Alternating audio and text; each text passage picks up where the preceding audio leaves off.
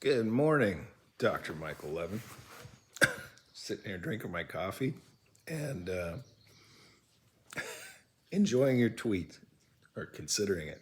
I started trying to respond, and I took too many words. So, video.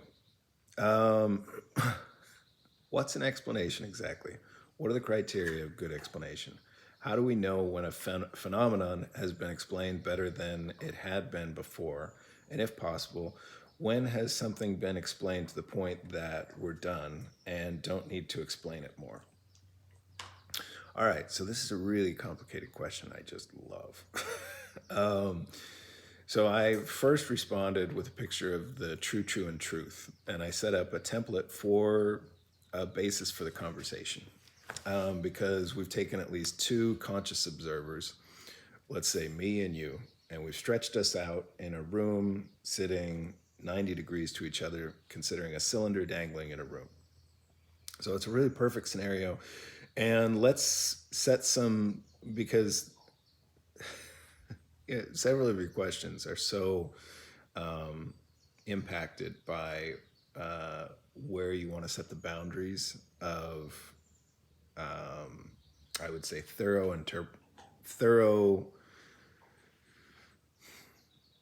There's so many tangents we can go on just that. So let's just to keep it simple. I would say.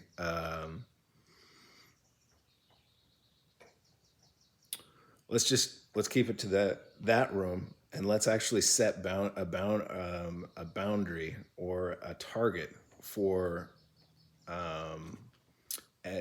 at least one conscious agent, because it doesn't need to be both, for a good explanation. I would say for one of us to be able to determine the true nature of the cylinder is, let's say, that is the criteria for a good explanation in this scenario that I'm laying out. So me viewing the red square on the wall, or I'm seeing the red square with sort of, well, from my position in the room, and you're seeing the yellow circle. And so let's say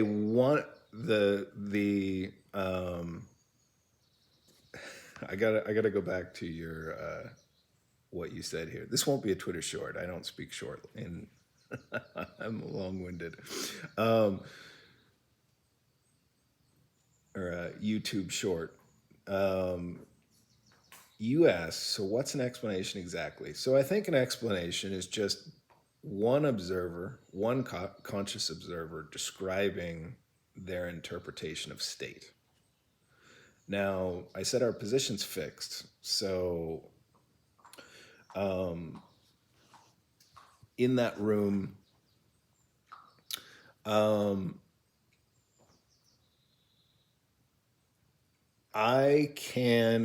we can communicate because we share. So we're very lucky in our collaboration in this scenario, in that we're both human type cognitive agents. We have, that grew up, I think, in the United States. We have a shared dictionary that's very elaborate. So we should, and this is a critical thing.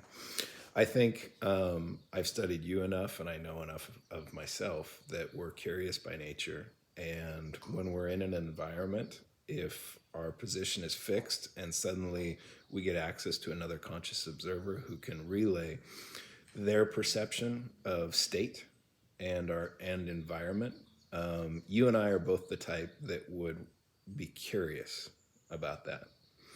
So that means we can, leveraging our five senses that we share that are the same. That's crucial, that we both use the same sensory apparatus.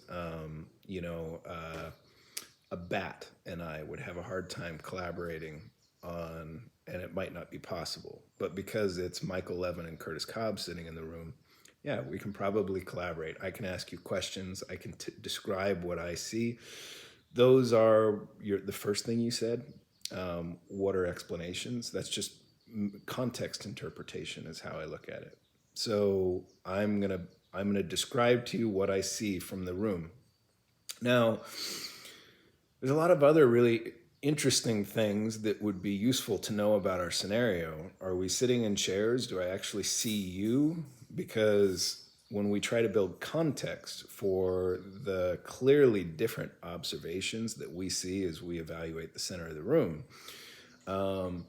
there are a lot of things that would be really helpful. Like if I knew my perspective, like if I could see you sitting in a chair at a 90-degree angle to me, that makes it very easy for me to start modeling in my head using my past experience the fact that you see something so much differently than I do. I can start to picture it in 3D space. Sorry, my dog's thirsty. A lot of this is constrained by past experience, dictionary, intent, but it's such a fun thought experiment to consider because let's continue with it just being me and you in a room at a 90-degree angle. Let's say we're given walkie-talkies and we can't see each other. All we're told is that we're both looking into the same room. Now, rich contextual awareness is more difficult because I can't see you. I can't see that you're at a 45. So we'll have to work using our knowledge of English and our observations much harder to determine the true nature of the cylinder. And let's just say that is success criteria for our explanation.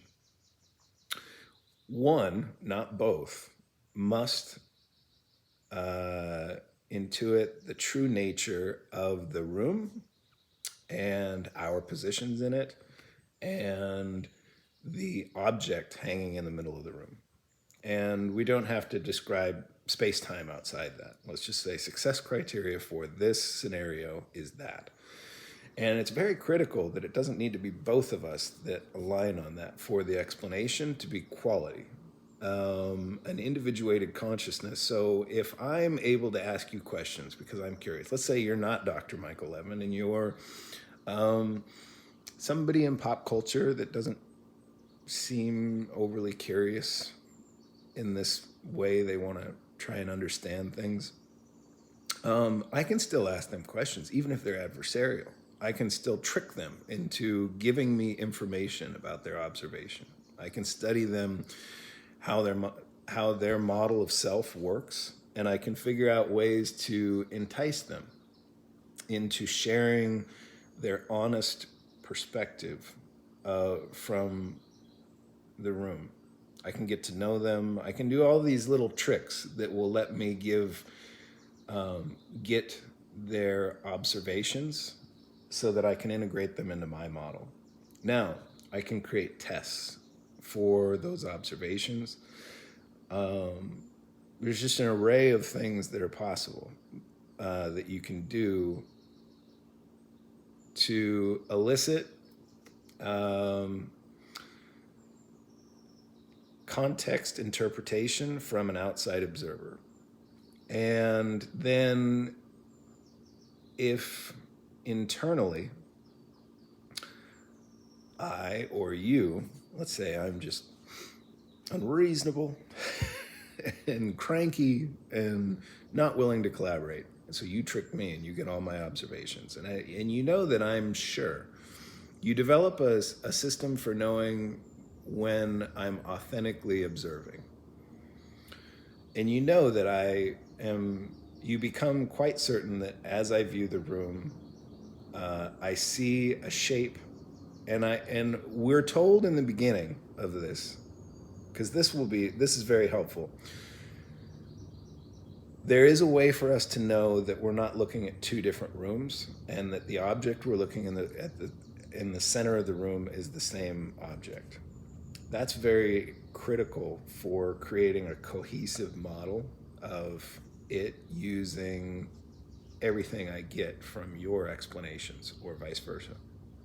So eventually I can get to this place where I can become confident that it's a cylinder hanging in the room. because I've developed a rich enough understanding of the context of the room itself, your distance to the object, my distance to the object. I could ask you questions about what you see on the wall, because the wall, clearly there's a light that's being shined on the object, and maybe I can, let's say I can't, neither of us can see the the glow of the red or blue spotlights because we're sitting perfectly 90 degrees and the wall's obscured. I can still just ask questions, questions, questions, questions. And, I mean, the constraints are getting